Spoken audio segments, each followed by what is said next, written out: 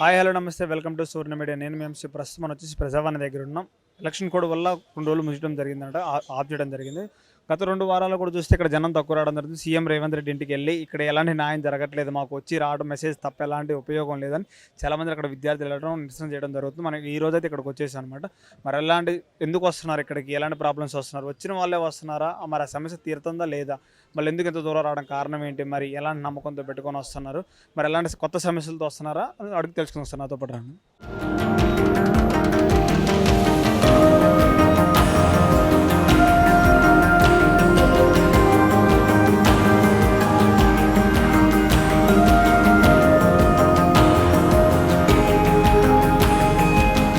నమస్తే అండి, మీ పేరు? మంగా సార్ నా పేరు. మీ ప్రాబ్లం ఏంటమ్మా? నా ప్రాబ్లం ఏంటంటే రేకుల ఇంట్లో ఉన్నామయ్యా మేము ఇక్కడ అంజనగర్ బోయినపల్లి మార్కెట్. అయితే తీసుకుని ఆ ఇల్లు పగలగొట్టి ఇప్పటికి 1.5 సంవత్సరం అవుతుంది. ఇల్లు కడదామని పగలగొట్టుకున్నాము. ఇప్పుడు పక్కన కిరాయికి ఉంటున్నాము. 8,000 కిరాయి కట్టాలి. మా అంత స్తోమత మేము లేదు. అప్పు చేసుకుని లోన్ పెట్టుకుని ప్రైవేట్లో లోన్ పెట్టుకుని డబ్బులు తీసుకొచ్చి కట్టుకుందామని పగలగొట్టుకుంటే అక్కడున్న లీడర్లు లంచాలు అడుగుతున్నారు. ప్రభుత్వ అధికారులన్నా సహాయం చేస్తారని వాళ్ళ దగ్గరికి వెళ్తే మేము మమ్మల్ని ఎంత టార్చర్ చేస్తున్నారంటే వాళ్ళు కూడా మమ్మల్ని డిమాండ్ చేస్తున్నారు. ఇది మా ఏరియాకి రాదు, ఇంకొక ఏరియాకి వస్తుంది, ఇంకొక ఏరియాకి వస్తుంది అని పోలీస్ దగ్గరికి వెళ్తాం. ఈ పేపర్లు కరెక్ట్గా ఉంటే పర్మిషన్ లెటర్ తెచ్చుకోండి అమ్మ అన్నారు. పర్మిషన్ ఆ ఏరియాకి ఎవరికి లేదు. 5 అంతస్తులు కట్టుకున్న వాళ్ళు ఉన్నారు, 1 అంతస్తు కట్టుకున్న ఎవరికి పర్మిషన్ లేదు. మమ్మల్ని మాత్రం మాకు ఎవరు లేరని చాలా అంటే చాలా టార్చర్ పెడుతున్నారు అయ్యా. నేనైతే ఎంత ఏడ్చాను.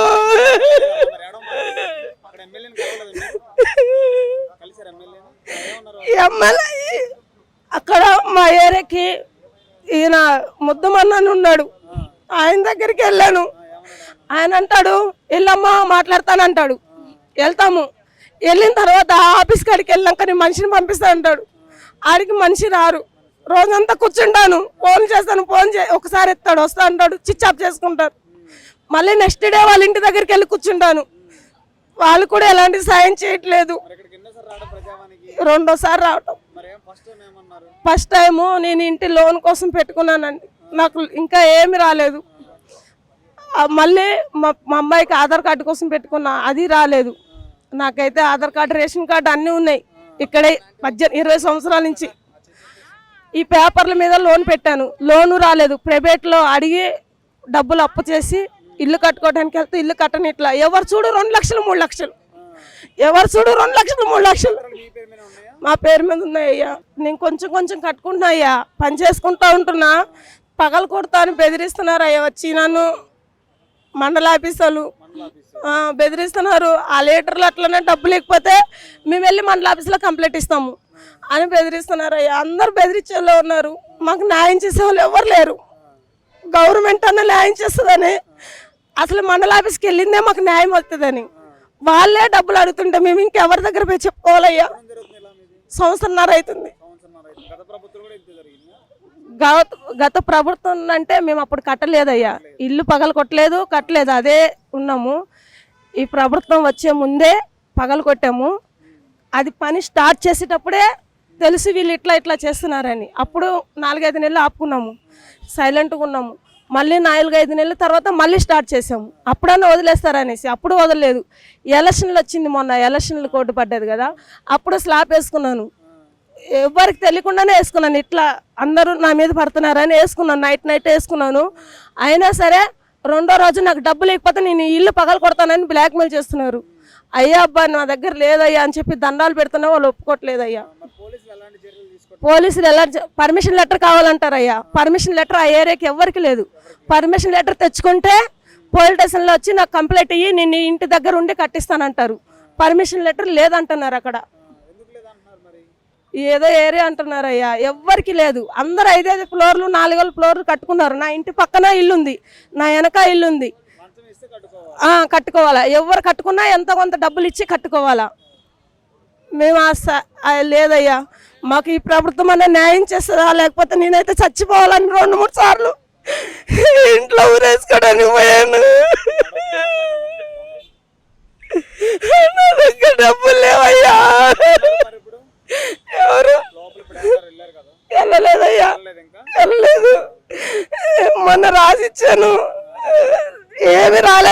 ఏం రాలేదు. ఇప్పుడు వచ్చాను. నమస్తే అన్న, మీ పేరు? నా పేరు విక్రమ్ అన్న. నేను నల్లగొండ నుంచి వచ్చిన అన్న. ఇది 2018 నోటిఫికేషన్ అన్న, కానిస్టేబుల్ నోటిఫికేషన్. అయితే అప్పుడు ఒక 1370 పోస్టులు అన్విల్లింగ్ ఉన్నాయన్న. అంటే జాబ్ వచ్చింది, జాబ్లో జాయిన్ కాలే, 1370 మంది జాబ్లో జాయిన్ కాలన్న. అయితే అప్పుడు సుప్రీంకోర్టు జడ్జిమెంట్ ఏమి ఇచ్చిందంటే నెక్స్ట్ మార్కులు ఉన్న వాళ్ళకి ఆ 1370 పోస్టులు నెక్స్ట్ మార్కులు ఉన్న వాళ్ళకి ఇవ్వని చెప్పేసి ఇచ్చిందన్న. అయితే ఇవి మన పోలీస్ రిక్రూట్మెంట్ బోర్డు వాళ్ళు ఏం చేశారంటే ఎవరైతే కోర్టు పోయారో వాళ్ళ వారికి అంటే ఒక 21 మందికి ఇచ్చేసి వాళ్ళని ట్రైనింగ్కి ఈ నోటిఫికేషన్ వాళ్ళతో పంపడం జరిగిందన్న. అయితే అప్పుడు అంటే మాకన్నా వాళ్ళకి తక్కువ మార్కులే ఉన్నాయి. కోర్టుకు వెళ్ళే స్థితి మాకు స్తోమత లేదు. అంటే మాకు డబ్బులు లేక మేము ఇంటి దగ్గర పేద తరగతి ఉండేది పోలేదన్న. అంటే కోర్టు పోయే స్తోమత లేదన్న మాకు. అట్లా గత ప్రభుత్వం పట్టించుకోలేదన్న జడ్జిమెంట్. ఈ ప్రభుత్వాన్ని ప్రజాప్రభుత్వం అని చెప్తారు కాబట్టి, కాంగ్రెస్ ప్రభుత్వం గెలిపించుకుంటే ప్రజాప్రభుత్వం నిరుద్యోగుల ప్రభుత్వం అంటారు కాబట్టి, పట్టించుకుంటే మరి మాకు కొంచెం న్యాయం జరుగుతుందని చెప్పేసి మేము 4 సార్లు రావడం జరిగిందన్న ప్రజావానికి. మరి ఇప్పుడు 5వ సారి రావడం జరిగింది. అయినా ఇంతవరకు ఈ ప్రభుత్వం కూడా పట్టించుకోవట్లేదు. మా సమస్యని పట్టించుకొని రేవంత్ రెడ్డి సార్ పట్టించుకొని కొంచెం మాకు న్యాయం చేస్తారని డిమాండ్ చేస్తున్నాను. వినతి పత్రం ఇచ్చినామన్న. లోపల అంటే ఇప్పుడు మనం రాగానే మనది నెంబర్ తీసుకుంటారు, దాన్ని రిజిస్ట్రేషన్ చేస్తారు, ఓటీపీ వస్తుంది. కానీ మన గవర్నమెంట్ నుంచి ఎలాంటి స్పందన వస్తలేదన్న. ఓన్లీ మనం అటెండ్ అయినట్టు మనం అలా లోపల. ఈ ప్రభుత్వంలో మంత్రులు అంటే ఒక కలిసినాం కానీ తీసుకుపోతాం, చేస్తాం, మీకు న్యాయం చేస్తాం అది అన్నారు. కానీ ఇంతవరకు ఎలాంటి న్యాయం జరగలే అన్న. అందుకే ఇప్పుడు మీ ప్రెస్ మీడియా ద్వారా ప్రభుత్వానికి కొంచెం తెలియజేస్తున్నాం అన్న, రిక్వెస్ట్ చేస్తున్నాం. మేము నల్గొండ డిస్టిక్ నుంచి వచ్చామన్న. మాది నేను 2018 నోటిఫికేషన్లో 1170 పోస్టులు అన్విల్లింగ్ పోస్టులు మిగిలిపోవడం జరిగింది. సుప్రీంకోర్టు కూడా ఇవ్వడం జరిగింది. ఏమని ఇవి బోర్డు వాళ్ళు చెప్పడం జరిగింది, మా 1170 పోస్టులు అన్విల్లింగ్ పోస్టులు మిగిలిపోవడం అని చెప్పి. అప్పుడు నోటిఫికేషన్లో 2018 మేలో 16,925 పోస్టులు రిలీజ్ చేయడం జరిగింది. ఒక 500 పోస్టులు క్యాండిడేట్లు అసలు ఎక్స్పైర్ అసలు అటెండ్ కాలేదు. 750 మంది సబ్మిటెడ్ చేయలేదు అటెస్టేషను. ఒక 120 మెంబర్స్ అసలు క్యాండిడేట్స్ మెడికల్ అటెండ్ కాలేదు.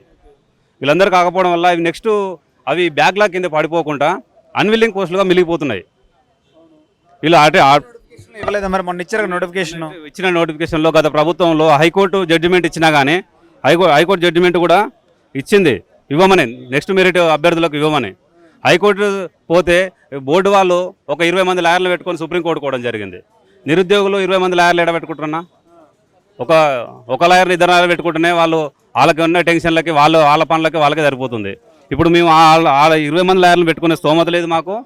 ఇప్పుడు గవర్నమెంట్ని అడగడం జరుగుతుంది ఏంటంటే మేము ఏ లాయర్లను పెట్టుకునే పరిస్థితి లేదు. ఆల్రెడీ సుప్రీంకోర్టు ఆర్డర్ కూడా ఇచ్చింది. ఖాళీగా ఉన్నాయి.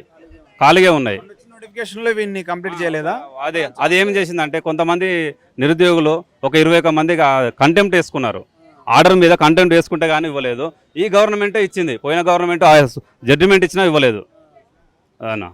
ఇప్పుడు ఈ గవర్నమెంట్ ఇస్తుందని మేము మీడియా ముఖంగా ప్రభుత్వాన్ని కోరుతున్నాము. సీఎం రేవంత్ రెడ్డి గారిని కలవలేదు. ఇవి ఇంతకుముందుకు 3 సార్లు రావడం జరిగింది. ఒకసారి చిన్నారెడ్డి సార్ని కలిసినాం, ఒకసారి ఓఎస్డి మేడాన్ని కలిసినాము. ఫైనల్గా ఒకసారి లాస్ట్ టైం అనేసి ఎలక్షన్ కోడ్ కార్డు బిఫోర్ రావడం జరిగింది. మా సమస్యలు చెప్పడం జరిగింది. మా సమస్యల్ని మీకు పరిష్కరిస్తాం, మేము మాట్లాడతాం, బోర్డుతో మాట్లాడతామని చెప్పడం జరిగింది. సార్తో మాట్లాడతాం, వివి శ్రీనివాసరావు సార్తో మాట్లాడతాం అని చెప్పడం జరిగింది. మేము జరుగుతుందనే ఆశతోనే రావడం జరుగుతుంది. జరగదని చెప్పితే మేము అక్కడనే ఊర్లో వస్తారా? మరి ఎన్నిసార్లు వస్తారు ఇక్కడ వరకు? పద్దాల న్యాయం జరిగే వరకు రావడానికి ఇక్కడ మేము అంతా రెడీగా ఉన్నాం. ఎందుకంటే న్యాయం జరుగుతుందనే ప్రజాప్రభుత్వంలో ఇప్పుడు మొన్నటిదాకా ఎలక్షన్ కోడ్ ఉందని చెప్పారు కదా, ఇప్పుడు ఎలక్షన్ కోడ్ అయిపోయింది. కాబట్టి మాకు న్యాయం జరుగుతుందని 100% న్యాయం జరుగుతుందనే మేము రావడం జరుగుతుంది. నమ్మకం ఉంది కాబట్టి వస్తున్నాము.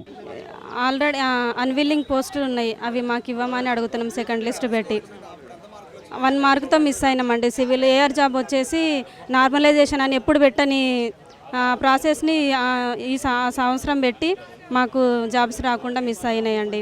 సెంట్రల్లో పెట్టవలసిన నార్మలైజేషన్ ఇక్కడ స్టేట్లో పెట్టి లేడీస్కి బాయ్స్కి కంపేర్ చేసి జాబ్స్ రాకుండా ఆగిపోయినాయండి.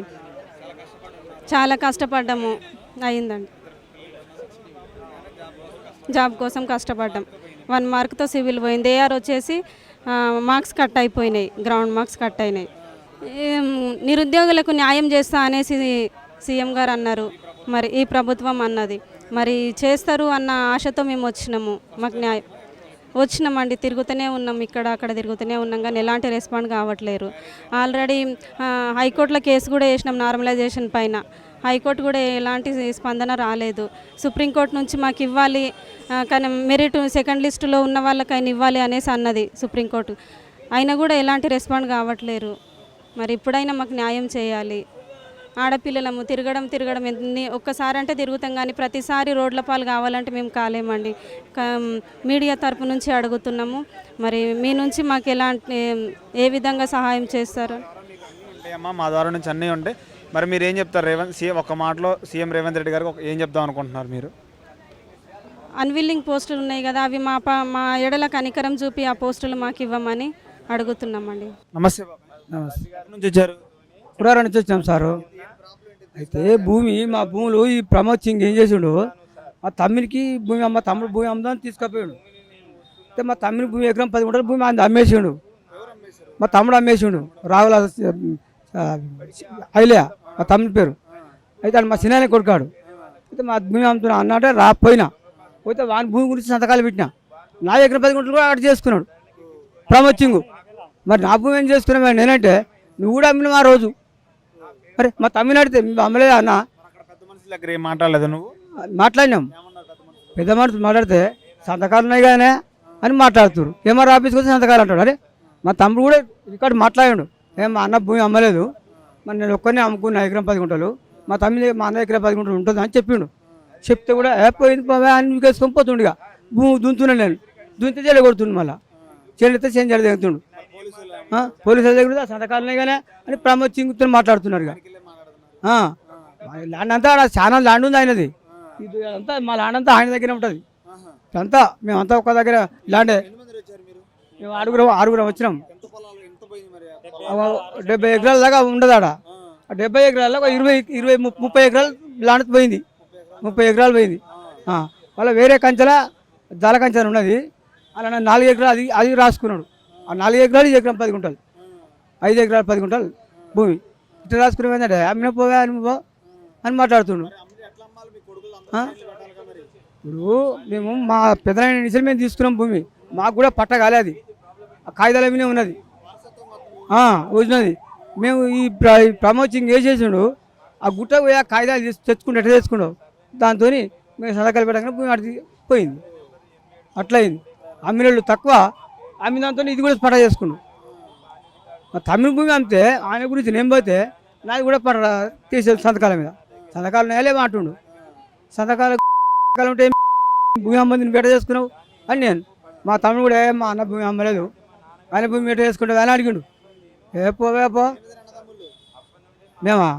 మేము ఇద్దరం పడదాం. ఈరోజు వచ్చినాం.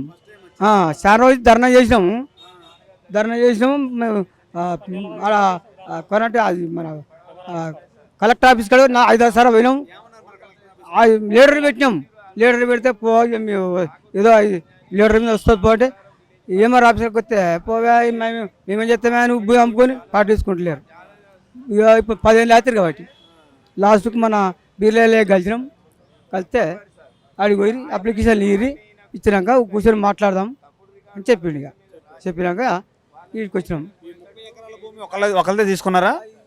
మన మనిషి ఉన్నది మన రామరెడ్డి, జాల రామరెడ్డి, ప్రమోద్ తమ్మిన దగ్గర కొంత వాళ్ళు మనిషితో చేసుకున్నట్టుగా. మరి ఒక 6 ఉంటాం అందా ఆడ 6 మనిషితో చేసుకోరు. ఇక అట్లా